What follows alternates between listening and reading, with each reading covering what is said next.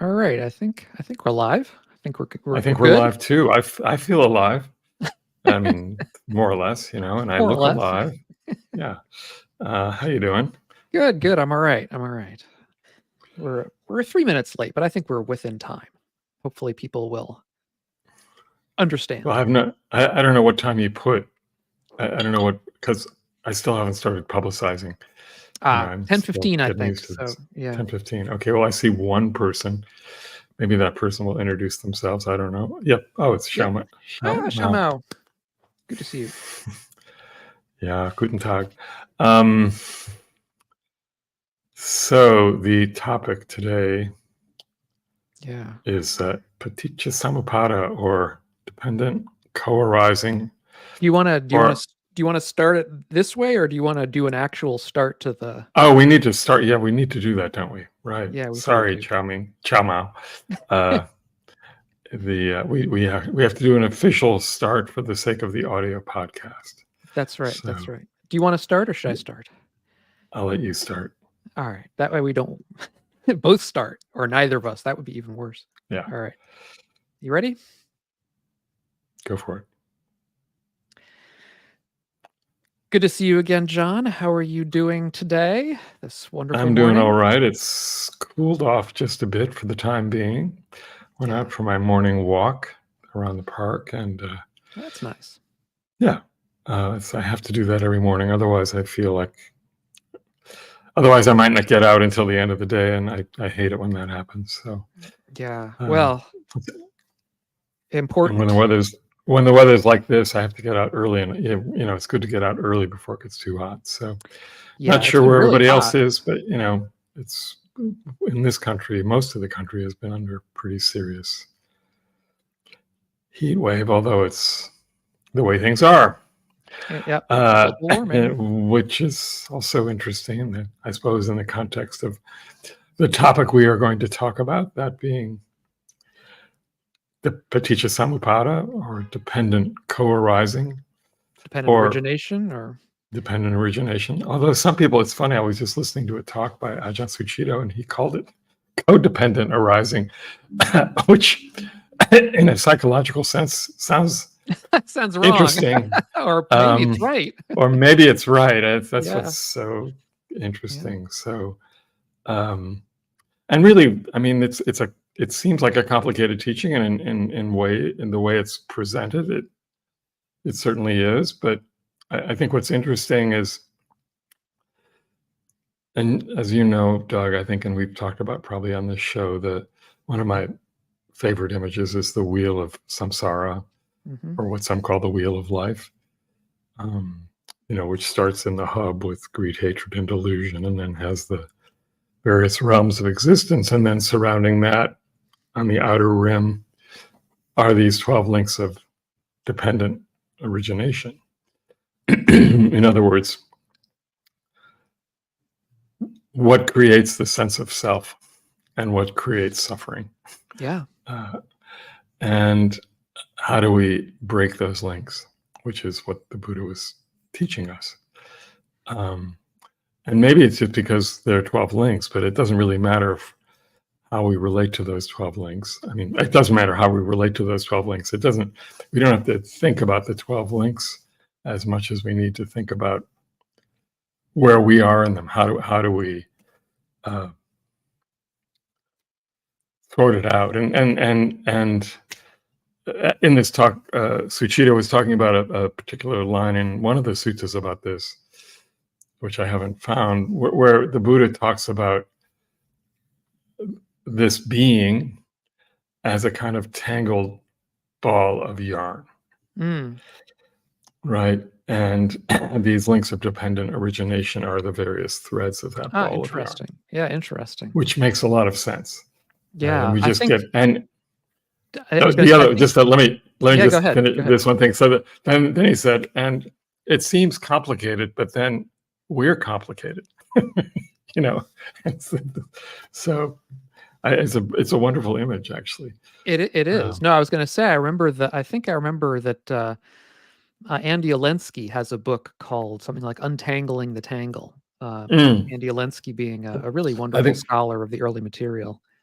I think it's Something like Untangling that. the Self, isn't it? I I don't just saw remember, that but he was on somebody's I'll, desk. Yeah. yeah. What I do remember is that he uses that That analogy of the image. self, of the self as being a sort of a tangled yarn. And I don't remember where it's from, but I do. Yeah, I think it's from one of the earlier suttas.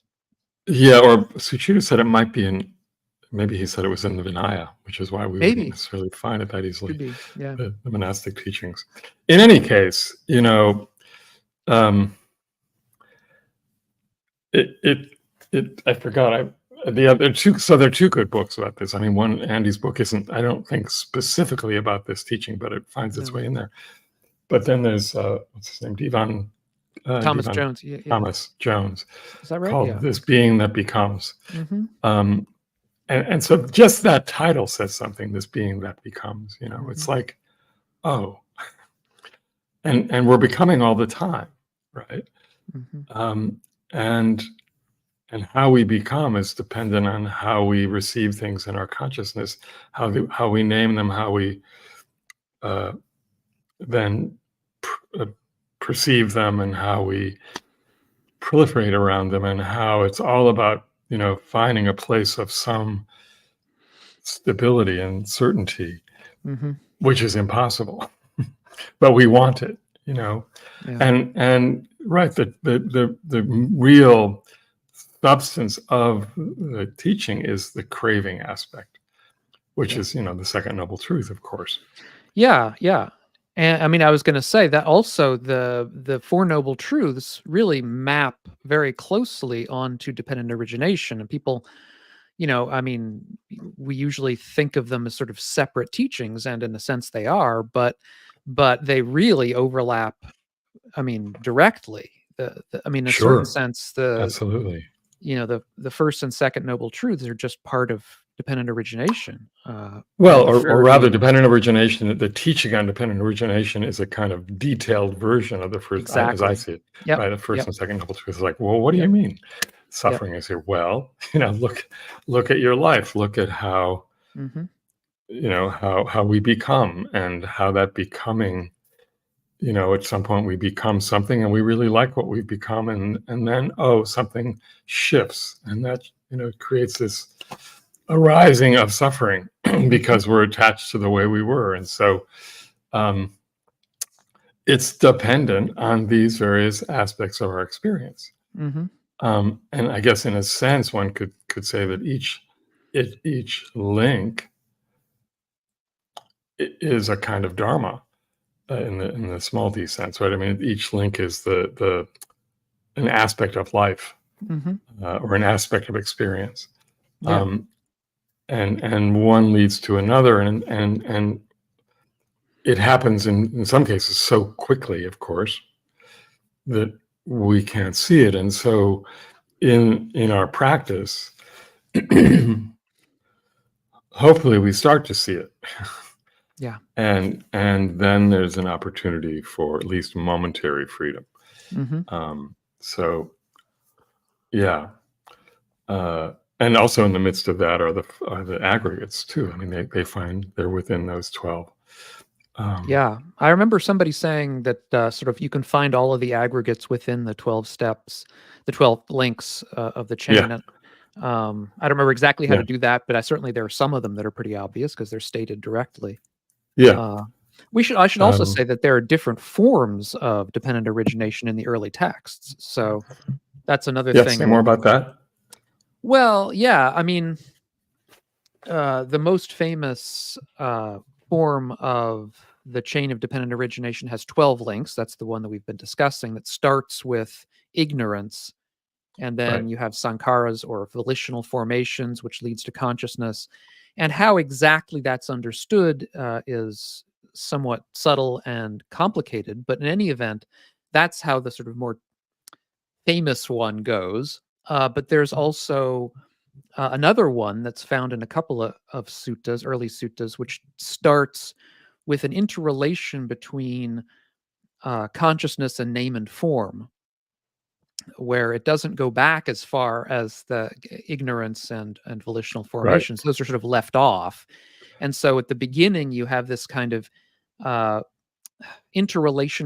causal interrelation between these two factors of name and form, which these are all kind of controversial topics, but name and form is generally understood to be sort of like the psychophysical person, a way of understanding the body being form and name being sort of a way of describing some of the mental parts, not including consciousness, though, because consciousness is the other thing that sort of interrelates with these two. This is where it all gets a little bit overcomplicated, I think, for at least for our Right. daily, Right. the way we ordinarily come into contact with this. Maybe at a deep state of meditation, this might become important, but for I think most of us, that's not really important. The important parts start after that. So in a certain sense, for our daily lives, it doesn't matter which of these 12 links or the shorter one we use, because both of them sort of agree on what comes after that. As far as I remember, they're identical or close to identical after that point. Because once you get name and form, then you get the six sense bases, which, in other words, once we have a body, then we have senses. And then once you get senses, then you get feeling, And which everything is starts from there. exactly, which is, Yeah. our pleasures and pains. And once you get pleasures and pains, then you get craving and clinging and birth and, the creation of the self and all the rest. So, Right. yeah, I mean, Right. it's interesting. Yeah. And I found that Oh, good. reference to the ball of yarn. I mean, this is in one of the long discourses a conversation he's having with Ananda, and he says, this dependent origination is deep and appears deep. It is because of not understanding and not penetrating this teaching that this population has become tangled like a string, knotted like a ball of thread, matted like rushes and reeds, and it doesn't escape the places of loss, the bad places, the underworld, transmigration. And then it's like that same teaching. He's saying, if Ananda, if somebody asks you what are the conditions for old age and death, you should answer, or is there a specific condition for old age and death? You should answer, yes, there is. What is the condition? Rebirth is a condition from old age. And then it starts from there. Right. So it's like rebirth, we continually, once we are born, we have this body, right? And then once we have this body, we want to hold on to this body and so on. Yeah. And death there is a sort of another way of describing dukkha. So that the final stage of, the 12th stage in this chain, this 12th link in this chain, doesn't literally say dukkha, suffering, or right. But that's the intent of it, I think. Most people understand it that way, that it's directing us towards death in the same way that our life directs us all the time towards suffering, because we get caught up in these different senses of self, which are always being born and dying, because the sense of self is created around something that we're clinging to, and it is always changing. It's always flying out from under us. Now, I think one thing that's important to look at, so we're talking about it from an individual basis, right? Our own individual rebirth and the suffering that we individually experience because of these the arising of these experiences and what we cling to. But we can also put it in a much broader context of societal issues and civilization issues and wars, etc. It's all because there's an identity that is formed, through, let's say, the name and form of a boundary, or the name and form of a culture in the name and form, which isn't denying that any of these things aren't there, just like we're not denying that this physical body isn't something to be cherished and taken care of. It's how much we crave for it. It's the craving again that is creating the problem. Mm-hmm.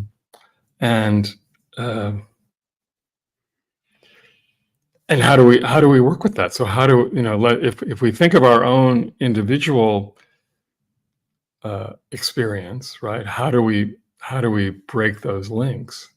Mm-hmm. Well, we have to see the link, right? We can't break anything until we notice that it's there.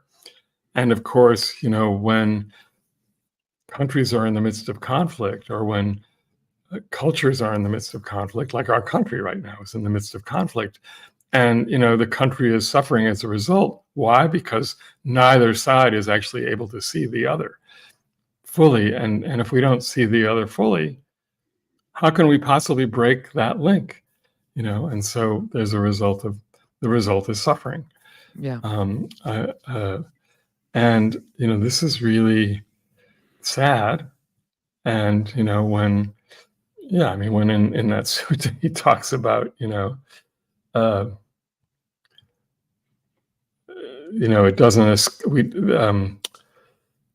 it doesn't escape. This population doesn't escape the places of loss, the bad places, the underworld, transmigration, because we're not seeing. We don't see clearly. Yeah. Well, different people experience the world differently, find different things pleasant and different things unpleasant, and so create themselves around different concepts of identity. And that's where you get this kind of conflict, because people think, if somebody else is different from me, then I can't, abide them. Get into arguments, disputes, conflicts. And in fact, interestingly, what some people believe might be the earliest form of this chain of dependent origination occurs in an early sutta, in the Sutta Nipata, which is, it doesn't describe all of the links of the chain, and it isn't very, it's much more rough and ready. It reads like like a first draft, and it's all about the creation of arguments and disputes. So instead of the chain leading up at the end to death, which is sort of the metaphor for dukkha, if you like, it leads up to arguments and disputes. And the whole question of the sutta is, where, from whence do arguments and disputes arise? Where does this all arise from? And the answer is, and he goes through this sort of a shortened version of this chain, that there's name and form and the sense bases, and we cling to things and we identify with things, essentially. And as a result, because different people identify with different things, we get into arguments and disputes, and that from there arises all of this misery that surrounds us. And if we could see through it, it would be wonderful. The problem is that it's hard to get somebody else to see through what seems to them so obvious, because all of this stuff, until you really begin to look deeply into it, it just presents itself as a truth when it isn't. I should say, also, go ahead. I was just going to say, if people have questions who are watching, they're welcome to ask. We can try to answer questions. And so this brings in a sense, karma as well, of course, because so much of these conditions that create the karmic conditions that create our response to something. And that's one of the ways that we can sort of think of consciousness, is how we receive information and how that information is perceived through a consciousness which has been impacted by karma, some of which we're not even aware of course, right? So we can think of unconscious bias, right?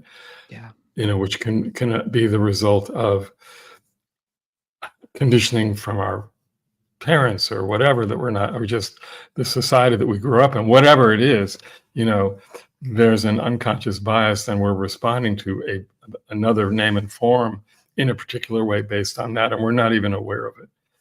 And then that creates the chain that follows. And until there's a moment to stop and look, which is really what meditation is. It's a moment to stop and look, and of course, the world doesn't, quote, the masses don't take that time to do it. And if they did, things would change. So one does have to wonder, right? It's like, this is a little bit of a sidebar, but one does have to wonder if let's just take what's going on in the Middle East as an example, right? And, there are these peace talks that are going on. I wonder, like, how those peace talks, when they meet each day, how they start. If they immediately launch into the agenda, or if they say, can we just stop and recognize our common humanity here, and take that in for a bit before we move into any sort of discussion. What would that shift if that actually happened? And we don't, because so many leaders are just, their views are fixed for many reasons, Yeah. Yeah, and there's a story, one of the stories of the Buddha's leaving when he was Siddhartha, when he left the family compound, had to do with the battle that was being discussed with a neighboring clan over water, right? And the Buddha didn't like the plan. He didn't want to go into, but he thought going into battle was just going to create more suffering. And if he didn't go with the plan, if he didn't agree to fight, then he would have been sort of cast out of the family. Where is this from? Do you know the source of this? I have to find it. Yeah. It's a sort of another way. This is as opposed to the 5 sites. It might be related to that, but it's and his wife would have been tossed out as well. So if he hadn't served, his wife would have been and his son, right? So, but if he left and became an ascetic, a wandering ascetic, if he took a spiritual journey, that was another story. Then everything would be okay with the family, because he would have made another choice, like a conscientious objector, basically, right? But a conscientious objector who saw that the suffering that these fixed views caused. And it's kind of a more realistic story in many ways. But yeah, so it's one can see how these early teachings came about, just as the way he explored his own suffering, obviously, and his own, when he on his own path, he saw all of this. Yeah. Well, yeah, I mean, that was the sort of impetus for his path, was to see a route through suffering. And, and so, part of what made his Dharma so interesting to people around him, that, we have a number of stories about why people became attracted to his Dharma, such as, Sariputta and other of his followers. And it seemed to be his very, I would say, down to earth sort of causal picture of how suffering arose. That it arose through causes and conditions. It could be eliminated through causes and conditions. And so it was a question simply of learning what the causes were and dealing with them. That was the problem. And I think that kind of approach, which is, typified mostly by dependent origination, is kind of a genius, in a certain way, making things at least potentially simple. I mean, it's not, as we've said, it's not really that simple. There's a lot of complications in it, but it's still simpler, I guess, because you begin to see where you can begin. I should say, you see where you can begin to work on your own, your own issues. Yeah, and just, on a purely practical level, it's when I work with people in particular who are dealing with, some severe physical pain, um, there's pain and there's suffering. Well, what's causing the suffering, Yeah. right? It's all these links from the pain upward that, get in the way. Um, and, I'm always going to be in pain. That it's the identification with the pain, as opposed to just experience the pain, the physical pain, as simply a matter of sensation. And I'm not saying that's easy, because, we sort of have this natural tendency, neurological tendency, to focus in on that which is most challenging. Um, this negativity bias, which in itself is a form of karma, right? Because the negativity bias is an evolutionary thing that arose because of, we always had to look out, Yeah, trying to keep us right? safe, really. I mean, Yeah, so it's like maybe the oldest form of karma, if you think about it. yeah, yeah, And so we obviously are craving to keep this life, and that's reasonable as long as we have it, right? mhm. Um, but down to more basic things. I mean, craving, for coffee. What is that? Yeah, And is it really a craving, or is it just something we desire and like, and can we let it go? yeah. Can we Um, enjoy it and let it go? That's right. yeah. So, and if you want to test us on that, you can actually You can buy help. us some coffee, Yeah. and that will support the show. And yeah, so it's Keep all, us anything going. is possible. Yeah. Keep us Um, awake. yeah. We won't be And we asleep know either. there are not too many of you with us this morning, but if you have any questions, please, Please uh, feel free. And thank you, Shamo. put them in And the chat. Krasimir from Bulgaria. Very nice to see you guys here. And I think there are 3 others Yep. on there as well that just haven't revealed themselves, which is fine. That's fine. Yeah. Yeah. But yeah, this is this is a great topic, and Mhm. in a way, it all comes down to this. Yeah. Um, and we'll put a resource. This one book in particular, I think, is a resource for this teaching. is a really well written and Mhm. well respected book on the topic, and maybe a couple of sutta references as well. Yeah. I I will have a try to video find. too on it, so I can leave the Of yeah. course, you do. um, yeah. So, friends, thanks for being with us, and keep digging the Dharma. And we'll see you next week. Great. Thanks, John. All right. Take care.